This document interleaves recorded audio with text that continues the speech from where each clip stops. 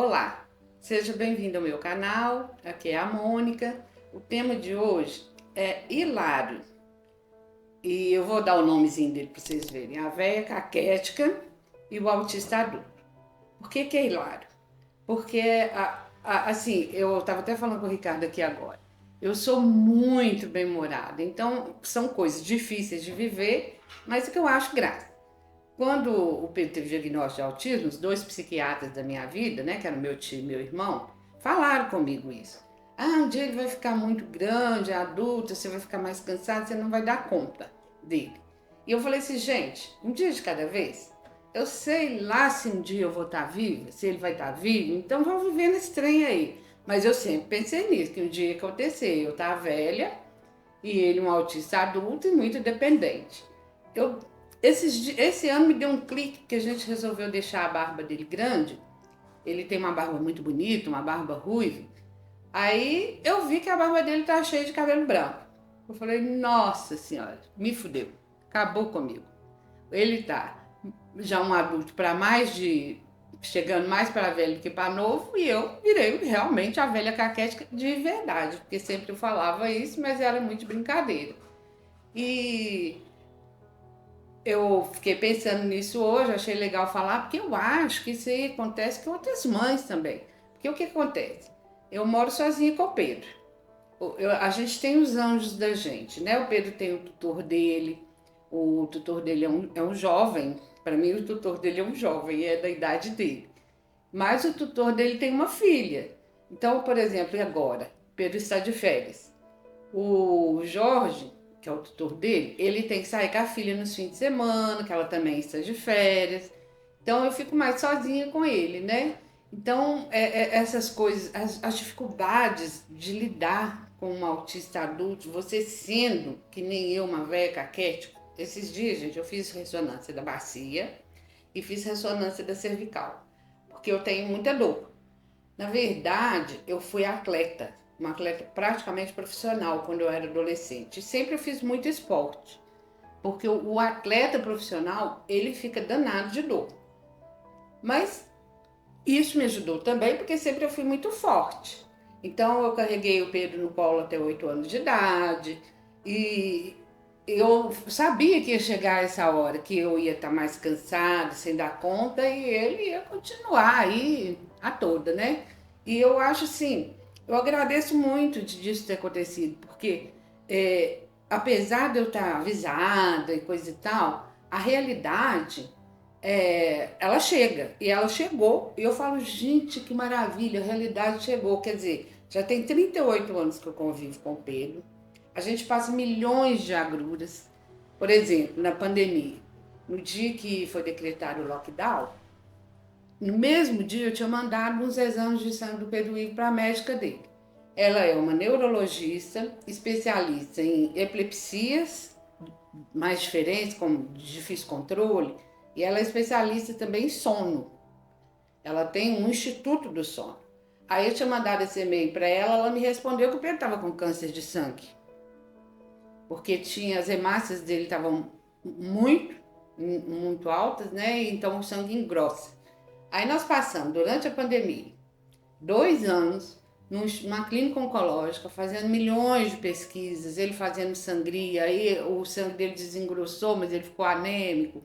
Aí a gente foi batalhando, fizemos um monte de exame genético, tudo em São Paulo, é caro, porque esses exames não são cobertos pelo plano de saúde, e nada. A gente não descobria nada. Eu falava assim, todo dia que não descobria, eu achava bom, porque eu falava assim, bom, a gente está chegando num acordo que não é câncer.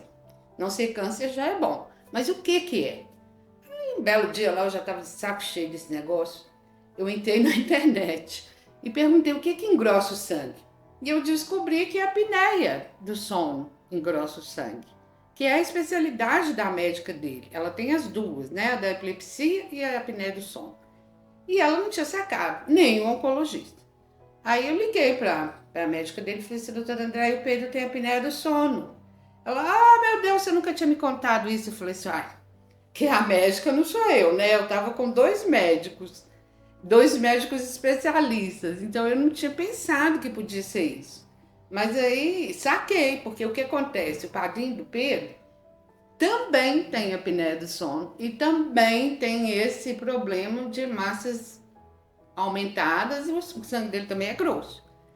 E aí eu fiz uma correlação na minha cabeça. Falei, se já é a segunda pessoa que tem apneia do sono, quem sabe, né? Então a gente descobriu que era isso. Aí veio a outra batalha, né? Para melhorar um pouco a apneia do sono dele, já que ele não tinha desvio de septo, não tinha nada na traqueia, na laringe, não tinha nada morfológico. Na verdade, o que provocava? Porque ele engordou, deu barriga, então ele tinha que emagrecer. Eu tinha que emagrecer uns 15 quilos. Aí eu falei, ai meu Deus, né? O Pedro tem que emagrecer, quem tem que emagrecer o Pedro sou eu.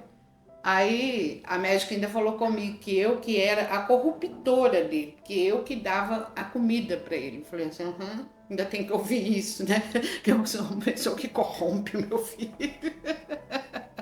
E não é verdade, sabe por quê? O Pedro não gosta de doce, não gosta de refrigerante, não gosta de sorvete, ele não come essas coisas, não come pão. E eu nunca insisti com ele para comer essas coisas, porque eu penso que isso aí é coisa que engorda, né? Ele gosta muito de comida, então eu sempre fiz muita questão da comida dele ter muita verdura, muito legume, porque ele gosta. Mas depois que ele foi ficando adulto, um tanto de carreata de remédio que ele toma, porque ele tem epilepsia também, né? Uma epilepsia grave. Isso tudo foi fazendo ele engordar.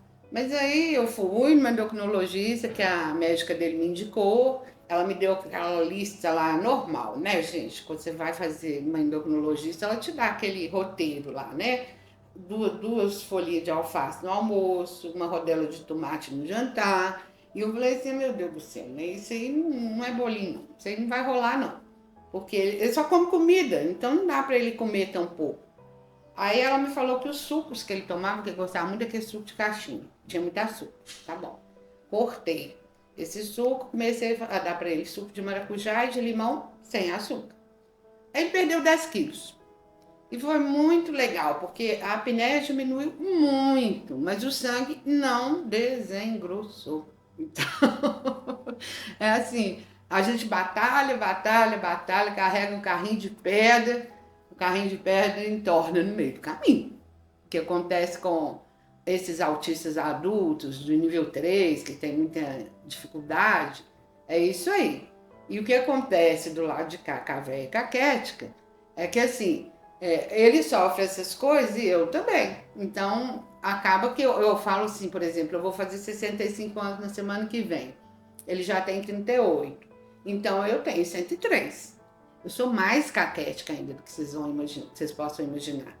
Mas assim, eu acho isso tudo muito hilário, porque assim, graças a Deus, a gente chegou aqui. Então, por exemplo, se acontecer uma hecatombe, ou do mundo ou aqui dentro, né? Se a gente morrer, a gente já viveu um montão de coisa bacana. Então eu me divirto muito com essas situações, porque eu falo assim, gente, se eu levar a sério, eu vou ficar mais caquética ainda. O jeito é não levar a sério. Não levar a sério não quer dizer largar para lá. Eu tenho que estar sempre vigiando as medidas do Pedro, porque ele não fala. Então eu sei, por exemplo, que eu não tenho nada porque eu não estou sentindo nada. Pode ter até alguma coisa oculta aí, mas eu não estou. A única coisa que eu sinto são esses problemas aí físicos, né? E, mas ele eu nunca sei, porque ele me fala, então eu tenho que estar sempre controlando aí, medindo. Agora, por exemplo, a gente está fazendo uma retirada de remédio, ele está de férias, ele está nervoso e tem que levar. Não tem outro jeito. Tem que levar. E no meu caso, eu falo assim, eu tenho que levar e eu agradeço por poder levar. Porque um dia depois do outro, nós chegamos aqui. E a gente curte pra caramba. Nossa vida é muito divertida. Eu chamo ele de autista doido porque ele é muito divertido. Então, pra mim, isso é muito bom. E eu espero que vocês, aí se tiver o tamanho, até na minha situação parecida, né? Que também se divirtam. E se não se divertir, que aprenda a fazer isso, que é muito legal. Isso ajuda a gente a caminhar. Gente, curta o vídeo. Se não gostou, também clica lá, manda um comentário que não gostou, se inscreva e me ajuda aí fazendo comentário, porque isso é que faz a gente crescer. Beijo, beijo.